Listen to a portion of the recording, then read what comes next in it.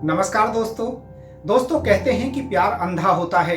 क्या कोई सगी बहन अपने ही भाई को जिंदगी का सबसे बड़ा कांटा मान सकती है?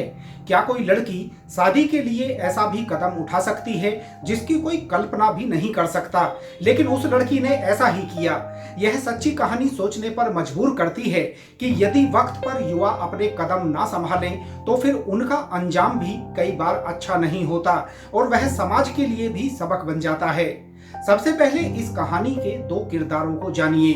पहली है आफरीन, जिसका परिवार चाहता था कि वह पढ़ लिख कर परिवार का नाम रोशन करे, इसलिए गांव के माहौल में भी उसे पढ़ने की पूरी आजादी दी जाती है।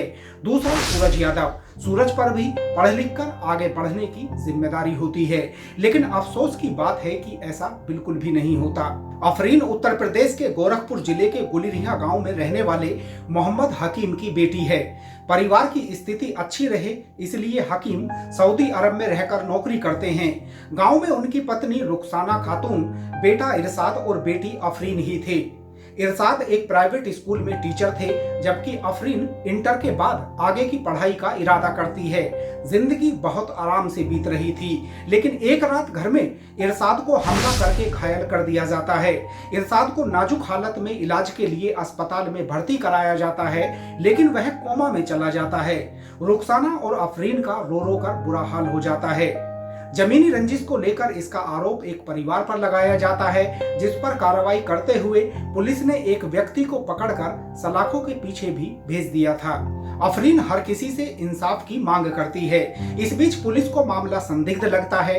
पुलिस परिवार के लोगों के मोबाइल की डिटेल निकलवाती है तो पता चलता है कि आफरीन एक नंबर पर सबसे ज्यादा बातें किया करती थी।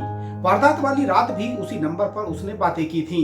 पुलिस उस नंबर के ओनर तक पहुंचती है तो पता चलता है कि वह एक लड़के सूरज यादव का था। सूरज से पूछताछ की जाती है तो उसकी सच्चाई जानकर पुलिस अधिकारी भी चौंक जाते हैं, क्योंकि जो कुछ वह बता रहा था उस पर यकीन करना मुश्किल होता है।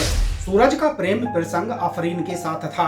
दरअसल आफरीन व सूरज एक साथ पढ़ते थे, तभी दोनों के बीच दोस्ती और प्यार हुआ और वह दोनों शादी करके हमेशा के लिए एक होना चाहते थे। बहन की गतिविधियों पर इरशाद को शक हो जाता है और शक होने के बाद उसने बहन का विरोध शुरू कर दिया था। आफरीन को भाई के द्वारा निगरानी करना यह नागवार गुजरा। अपना ही भाई जो उसकी भलाई चाहता था वह उसे राह का कांटा लगने लगता है। आफरीन को लगता था कि भाई के रहते वह कभी भी सूरज के साथ शादी नहीं कर सकेगी, इसलिए दोनों मिलकर प्लान बनाते हैं। उस रात सूरज घर पर आया और उसने ही इरशाद की ऐसी हालत की। संयोग से इरशाद जिंदा रह गया। इस दौरान आफरीन खुद वहां मौजूद रही।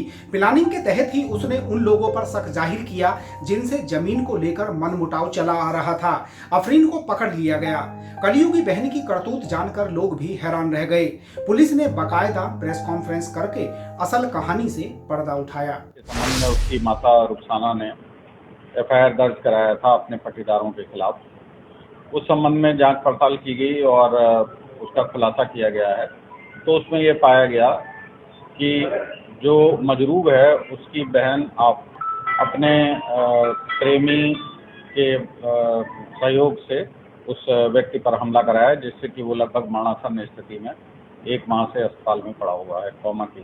कारण ये था कि उसकी बहन को ये लगता था कि ये इससे सूरज से उसका संबंध नहीं होने देगा और हर प्रकार की वो उसके ऊपर बंदिश लगाता था, घर के अंदर बंद रखता था, जबकि वो चाहती थी कि उससे सूरज का विवाह हो जाए। दोस्तों, आफरीन व सूरज की खराब सोच के चलते बहुत कुछ बिगड़ गया। आफरीन के पिता सऊदी अरब में हैं, इरशाद अस्पताल में। आफरीन खुद सलाखों के पीछे है, जबकि घर में उसकी मां ऐसे हालातों पर आंसू बहाती है। आफरीन और सूरज ने यदि ऐसा अविवेकपूर्ण कदम ना उठाया होता तो शायद ऐसी नौबत भी कभी नहीं आती। अच्छा भविष्य उनका इंतजार कर रहा होता। दोस्तों, इस कहानी पर आपकी क्या राय है? कमेंट बॉक्स में जरूर बताएं।